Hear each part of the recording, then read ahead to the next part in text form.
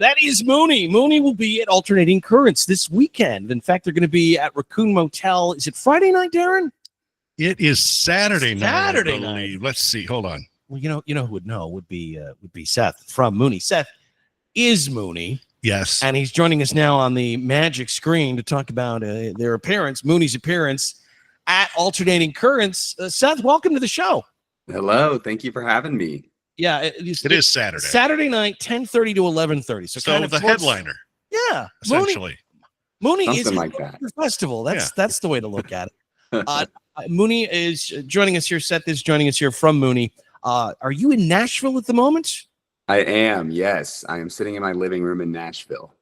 So what is the alternative music scene like in Nashville? Is it just crazy, or has it really Yeah, Nashville's a lot of Christian and country music, but I feel like there's this cool indie rock alternative scene that's growing and bubbling and has been over the last half decade. And I feel like I moved to Nashville right around when maybe it was starting to take off more. We've got bands like Paramore that originated here. So I think that always has kind of had a foot in the city, but lately it's just been feeling like more and more of those kind of bands and artists are coming out.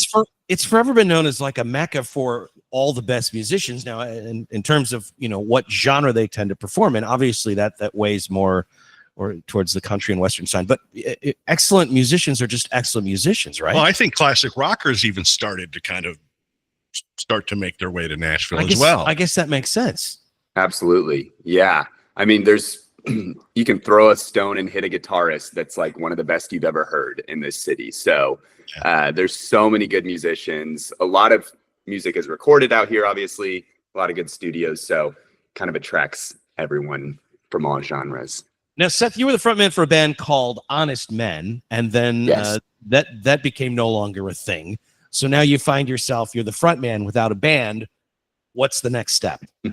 Yeah, so did Honest Men for nearly a decade. We started in college. We all met going to Baylor University and then continued it post-college. And whenever we were working on our last record that we put out, I had a bunch of songs that didn't fit on that record that for the first time I was like, well, I love these songs. Why don't I just create a different moniker and put them out kind of as a solo work? And that's where Moony was born. So Moony actually started as the band was still going on. The first couple EPs that I put out, my band was rolling out our second record, rolling out new music, playing shows still. So they were kind of both going in tandem. And then the band ended at the end of 2022. It was kind of perfect timing where Moony was finding legs of its own around the same time. So kept going with that, and it's been a blast. I mean, there's nothing like being in a band. There's nothing like that collaboration. I loved it. And at the same time, there's nothing like being a solo artist. And I think it's an interesting situation where I started, actually before the band, I had a little solo project in like high school, but for most of my musical career, it was the collaboration piece. So then to get to do a solo thing where, I called the shots. I don't mean that in like it was annoying to have band members that also called the shots, but just to like the speed at which I could write things and make decisions and record things and put things out was so much more fluid with my solo project that it was like, whoa, I've never experienced anything like this. You're an absolute dictator when it comes to Moony because you don't answer to anyone, Okay, right? so- But then you're also missing the opportunity to have somebody go, hey, here's a way that we can make this song better. So Baylor is Waco, right? Yes. Yeah. So what's the Waco music scene like? Non-existent. Is that right? I mean, we've got like 2 venues in town that sometimes people on their Texas runs will stop through. But as far as like local music, when I was at Baylor, I was one of like 3 different bands or artists I knew in town that were doing music. So I feel like maybe it's grown since then. Waco's changed dramatically in the last decade because of Chip and Joe with that show Fixer Upper that's based in Waco on HGTV. Sure. So that has like made Waco explode in a lot of really positive ways. So I'm sure there's a bigger scene there now. What is shiplap like for acoustics in a music venue? I have to make shiplap in Waco, huh? It needs to be dampened. It's Now, echoey. the tune that we just played, X, that's from the LP. You are a very prolific artist. I guess that's one of the benefits of being kind of on your own is you can put out stuff whenever you want. I'm reading here your Bandcamp bio. It says, Moony is the life and death of Seth Findley, unfolded in an uncanny array of sights and sounds inscribed by a 187-year-old octopus. What does that mean, Seth? What's the fun in explaining that? That is, I want to set the mood for what to expect. I just want you to tell me that every word of that is absolutely true. That's all I'm asking. I'm an honest man. Moony is at Raccoon Motel on Saturday, 10:30, and it's a free show because it's Alternating Currents. That's right. And you should go to alternatingcurrentsqc.com or download their app, and you can learn all about Moony and sample the music that they do. And again, plan your festival so you know exactly when the bands you want to see are playing. Is this the first time that you've been to this festival? First time I've been to this festival. I have played Raccoon Motel, but never for Alternating Currents. I love Davenport. I'm super excited to be back there. Now, I was going to say with a lot of the, the LP that you put out, the High Warning Cube, which, by the way, that's a title that I just love because it seems like so deep. But then I suspect it was something you probably just read off the back of a truck somewhere, right?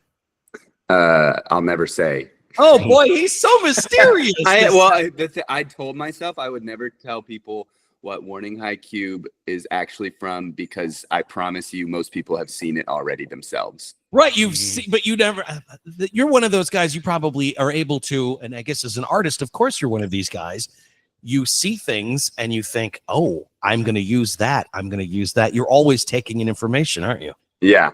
So it's fun to get people that find me and find my music, and then like months later, send me a DM of Warning High Cube that they've seen out in the wild. So I tell people, you'll see it out in the wild, I promise. And then I first thought it was some sort of extraterrestrial thing, like Warning the High Cube is coming to invade. But then, you see it on the interstate. I'm always taking in information as well, Dave. It's just I don't do anything with it. That's the difference between you and Seth, right? Yeah. Seth is touring.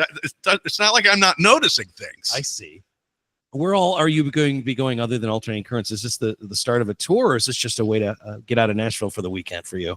This is going to be the start of a tour for me. So right after Davenport, I'm hitting the Midwest and doing like a week and a half. I go to St. Louis, Minneapolis, Chicago, some Michigan cities, some Ohio cities. And this is kind of going to wrap up the cycle that is Warning High Cube, which is my debut record that came out last year. And you're also putting out some EPs I'm seeing here. And with those EPs, some more collaborations like this Dirty 20 that just came out. Who is Boy Bandicoot? Great question. Boy Bandicoot is my absolute dog, one of my best friends. He is an incredible artist. He actually is going to be playing guitar with me in my band at Alternating Currents. And then whenever the tour kicks off the next day in St. Louis, the string of the rest of the shows, Boy Bandicoot is opening for me. So he's one of my favorite artists. He does kind of alternative indie punk rock and phenomenal. I'm also going to be drumming for him while we go on that tour and then swap and he plays guitar for me. So check out Boy Bandicoot. Yeah, we collaborated on a song called Dirty 20 that just released a few days ago. So we're super stoked with that song. It's a journey. It's a double single. So there's two songs there. And the visual component of Moony, that's something that you're very into and responsible for, right? Yes. Yeah. To me, I mean, it comes in tandem with the music. I'm always dreaming up how I want things to look in addition to how I want it to sound. Are you someone who sees things musically? Like, when you see something, does it inspire or can you actually hear things when you look at things? I probably, I think so. Yeah. I don't think about it that way, but I think if I sat and really thought about it, I probably do. I've always been interested though, because there are artists who are just about the music and they let someone else take care of the visual components and the what the album looks like and what the video looks like. And then there are artists who are, and I think I'm going to put you in this box, and let me know if I'm wrong. You're someone who wants to be directly involved in all of that. You want to make sure that the visual component, when you're doing something, you're having a film that goes along with whatever you're doing. You have to be involved in all that. You wouldn't be necessarily comfortable just letting somebody else come up with a video for one of your things, right? One of your songs. Yeah, I love collaboration, but the seed of the idea is usually something that I'm dreaming up as I'm creating the project. So like the film that I released alongside my album, that was really like in tandem with my buddy Joey Broadnax. A lot of the music videos I've done with my brother-in-law, Luke Holiday, who's an incredible DP who lives out in New York. And they, of course, add so much to the world and make it even bigger than I could have dreamed up. But the initial seed of that idea is typically something that I've thought of alongside of writing the song.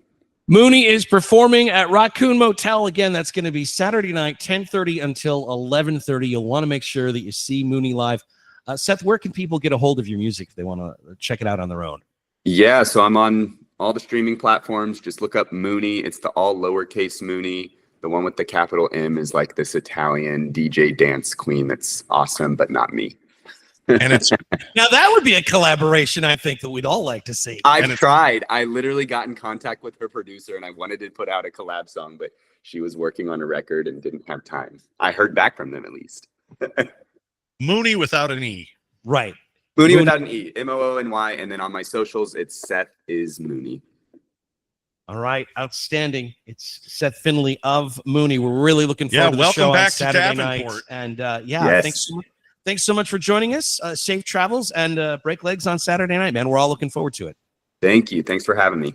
That's Seth from the band Moony. Again, Alternating Currents is taking place this week, and it starts Thursday. Can you believe it? I know, and then 2 days away. Saturday night is when Moony will be performing live. Get all the information you want on the Alternating Currents app or at alternatingcurrentsqc.com. We are Dave and Darren. This is Real Alternative Radio, Planet 93.9.